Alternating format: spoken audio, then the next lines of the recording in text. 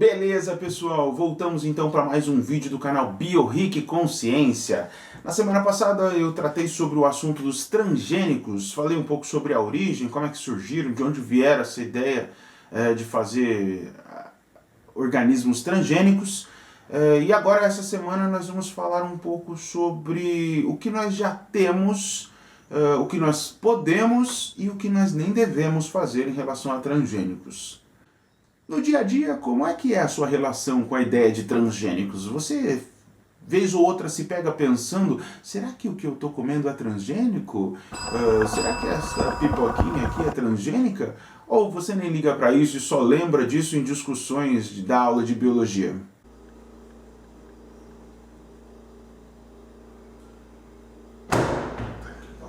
Ô garçom, assim não dá. Pô, garçom, de novo. Tem um transgênico aqui no meu prato, caramba. Será que esse tipo de coisa aí acontece? Bom, antes de continuar com o vídeo, eu devo agradecer a Beatriz Lopes. Beatriz Lopes, essa pessoa incrível, esse ser humano fantástico, sensacional, que é, acima de tudo, uma artista impressionante. Foi a Bia que fez o desenho que eu uso no meu canal desde lá do comecinho, que é esse desenho aqui. Então por isso eu preciso agradecer, devo agradecer, muito obrigado Bia, valeu mesmo. E agora, sem mais delongas, bora pro vídeo!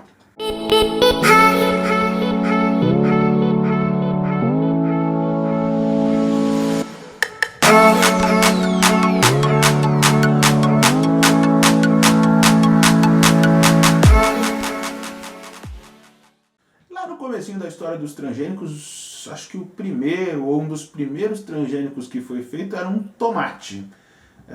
Uma empresa chamada Calgene fez um tomate que queria resolver um problema, né? O problema dos tomates é que quando você colhe eles já maduros, eles acabam estragando antes de chegar no mercado, né? Se você colhe eles verdes, né, tem um problema, tem que esperar amadurecer para poder vender.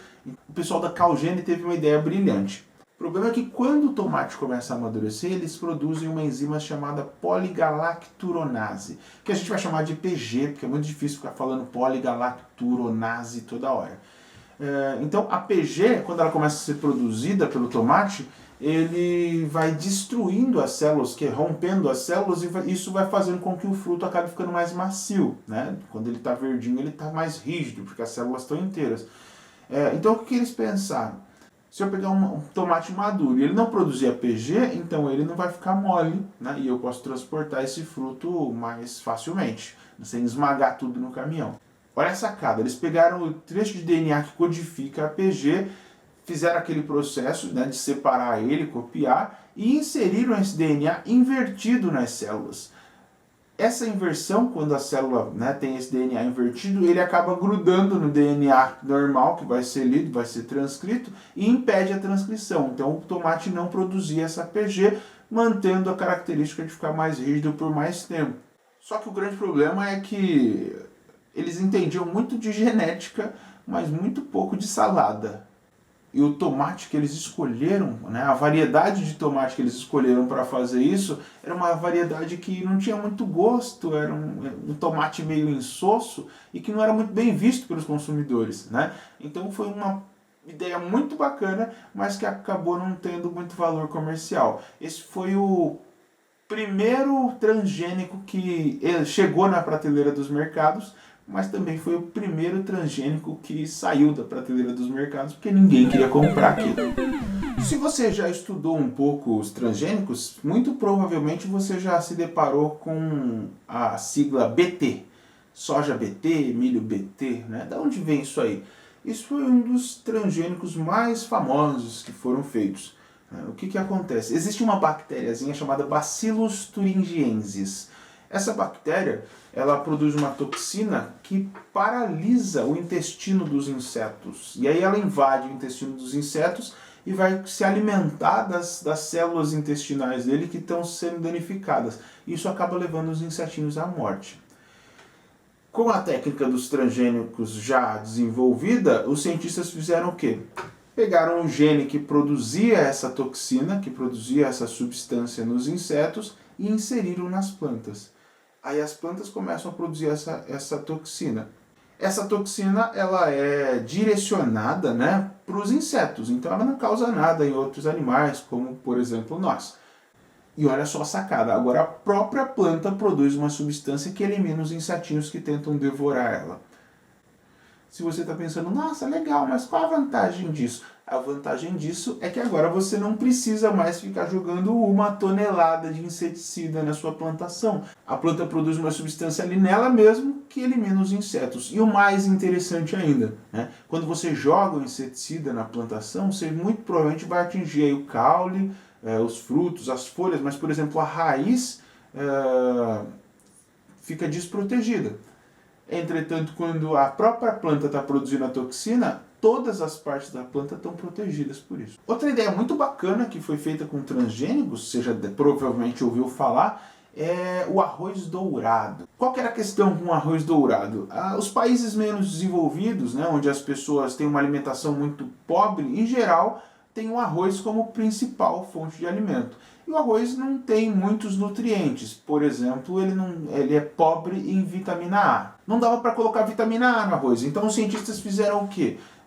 Pegaram lá um gene de outro vegetal, a cenoura, que produz beta-caroteno, que é um precursor da vitamina A. Colocaram esse gene no arroz, por isso que ele ficou douradinho. Douradinho, ficando conhecido como arroz dourado. E aí era um arroz que tinha beta-caroteno, né, que pelo menos em teoria as pessoas que tivessem acesso a esse arroz especificamente iam conseguir produzir mais vitamina A. A falta de vitamina A causa cegueira, né? Então muitas, por exemplo, crianças acabavam ficando cegas por conta da carência de vitamina A. Então a ideia do arroz dourado era uma ideia muito boa. A pesquisa foi financiada por uma fundação chamada Fundação Rockefeller, sem fins lucrativos, e tinha como objetivo ajudar, né, as pessoas dessas regiões mais pobres a combater essa avitaminose grave, né, que é a avitaminose da vitamina A.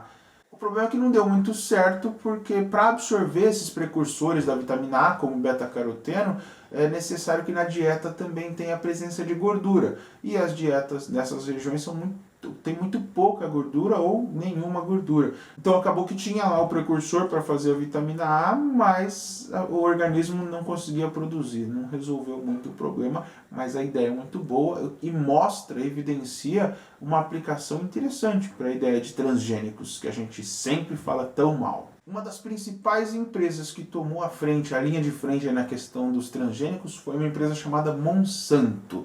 E começou grandes polêmicas, né, por conta disso. Entre outras coisas, a Monsanto criou o que eles chamavam de gene exterminador.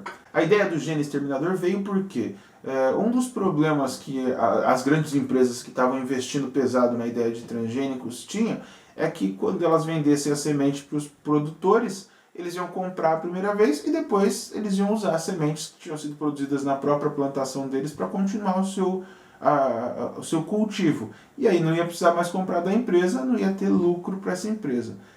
A Monsanto tentou resolver isso fazendo o quê? Criando o tal do gene exterminador, que era um gene que fazia com que as sementes da próxima geração de plantas fossem estéreis. Então o agricultor que fosse lá comprar essas sementes, ele ia produzir, né, ia plantar, ia cultivar, só que ele não ia poder usar mais as sementes porque as sementes eram estéreis. Logicamente ele ia ter que então comprar de novo as sementes aí dessas empresas como a Monsanto. Isso foi muito criticado, né, porque, por exemplo, agricultores de países mais pobres, de regiões mais pobres, eles não têm condições de ficar comprando a semente, né, porque o lucro é muito pouco deles também. Então, geralmente, essas pessoas têm justamente, para dar continuidade às suas atividades, eles pegam parte daquilo que eles produziram para plantar de novo, né, e manter aí a sua produção. Muita polêmica foi causada em relação aos transgênicos, por exemplo, a tal da proteína BT, lembra do milho BT, soja BT, que tem aquela substância produzida pelo Bacillus thuringiensis. Começou a ser apontado que essa substância BT podia causar reações alérgicas nas pessoas, o que de fato poderia acontecer, porque é uma substância estranha. Entretanto, as pesquisas não eram feitas assim de qualquer jeito, né? Muitas vezes foi testado isso e nunca teve nenhum caso de alergia causada por essas substâncias que tenha sido registrado. Mas a imprensa comprou essa ideia e começou a divulgar que os transgênicos poderiam causar mal e tudo mais. A população compra essa ideia e aí os governos começam a comprar essa ideia e os transgênicos começam a sofrer com isso. A imprensa britânica desenvolveu a ideia de Frankenfoods, fazendo uma brincadeira com a ideia de Frankenstein, né, de alimentos aí como Frankenstein criados em laboratório. Outro fator que foi apontado também foi que a toxina Bt, né, a substância Bt, que era colocado em soja, né, quando essa soja liberava o pólen, esse pólen acabava se dispersando e caindo em outras plantas, inclusive em plantas que serviam de alimento para as larvas da borboleta monarca. E essas larvas das borboletas monarcas começaram a sofrer com isso, o que era um problema ambiental que tinha que ser apontado em relação aos transgênicos. Então agora, para chegar no final desse vídeo, vamos falar sobre algumas características que os transgênicos têm que são positivas e algumas que são negativas. Começando pelas negativas, que são mais legais. Como eu falei, a substância Bt, por exemplo, pode prejudicar as borboletas monarca, mas uma outra coisa muito importante. Pólen dessa substância podem acabar prejudicando as abelhas, que são polinizadores muito importantes de diversas plantas. E se as abelhas acabarem perecendo, nós sabemos que muito das nossas plantas cultiváveis também vão perecer. Mais um ponto, quando um inseto herbívoro, por exemplo, não consegue se alimentar de uma determinada planta porque ela tem a substância Bt, você está eliminando esta praga, mas esse inseto também vai ter um predador, que também vai ter um predador, que também vai ter um predador. Não vai muito longe, né, a cadeia alimentar, vocês sabem disso, mas enfim, você entende o que eu quero dizer, né?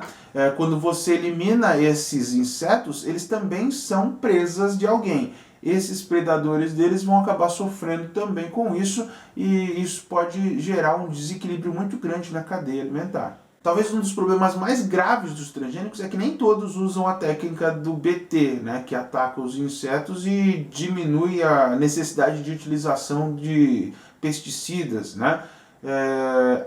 Alguns transgênicos foram feitos para serem resistentes a pesticidas. O que significa o quê? É que a planta acaba não sofrendo as agressões, que quando você joga o pesticida nela, ela pode apresentar algumas características, né, prejudicadas por esse pesticida. E aí esse transgênico especificamente, ele não deixa que a planta sofra essas características, permitindo então que quem estiver lá plantando, cultivando ela, possa jogar mais pesticida sem que isso seja demonstrado. O que iria pela via contrária, aumentaria a utilização de pesticidas. Efeitos significativos foram percebidos na população de protozoários do solo onde plantas transgênicas são cultivadas. A alteração dessa comunidade de protozoários pode prejudicar o solo e outras plantas cultivadas. Agora, vamos, para ser justo, falar das coisas boas que os transgênicos podem trazer. Transgênicos do tipo Bt, por exemplo, como já foi dito, vão diminuir consideravelmente a necessidade de utilização de agrotóxicos, de pesticidas. Plantas transgênicas, em geral, podem ter uma produtividade muito maior, o que automaticamente, né, se você produz mais, você pode reduzir as áreas de cultivo, o que sobraria muito mais espaço, por exemplo, para áreas de preservação. Plantas transgênicas podem, por exemplo, fazer a retirada, a extração de metais pesados que contaminaram o solo ou de outras substâncias tóxicas do solo também. Esse tipo de transgênico ainda não está muito bem desenvolvido, né? Mas é uma possibilidade muito próxima de se conseguir. Para países em desenvolvimento, os transgênicos são muito importantes, porque produtos transgênicos têm a tendência de ter uma produtividade maior. Além disso, são mais resistentes a pragas, a pestes. Os alimentos são maiores, com mais nutrientes, o que ajuda quando você tem uma população que não tem muito acesso à alimentação, né? Então, como lá o arroz dourado, por exemplo. Outra coisa importante que os transgênicos podem ter é a produção de plantas resistentes, com características de resistência a períodos de seca, né? Que geralmente esses períodos, as safras, as lavouras, elas sofrem muito com isso, e com a produção de plantas que são resistentes a isso, esses intervalos não aconteceriam, aumentando aí a produtividade e mantendo constante a oferta de alimentos. Você poderia produzir, por exemplo, algumas plantas que tem as características que as leguminosas têm, de fazer simbiose com algumas bactérias fixadoras de nitrogênio, o que facilitaria, por exemplo, no processo de adubação de solo, né? Você não precisaria gastar e acabar aí também correndo o risco de prejudicar o solo colocando aditivos químicos nele, porque as próprias plantas poderiam fazer esse processo. Enfim, os transgênicos estão aí, já acontecem, você já se alimenta deles, mas a discussão é sempre muito importante, né? Existem aspectos que são muito bons, muito benéficos nos transgênicos e ainda existem aspectos que a gente tem que rever, né? Você tem que fazer as coisas com muita cautela, mas também não pode deixar de fazer, né? Porque como a gente viu, tem muitas coisas boas que podem vir aí da utilização desses alimentos transgênicos. Se você gostou do vídeo, dá aquele like legal, curte aí, compartilha com a galera e valeu, até o próximo vídeo.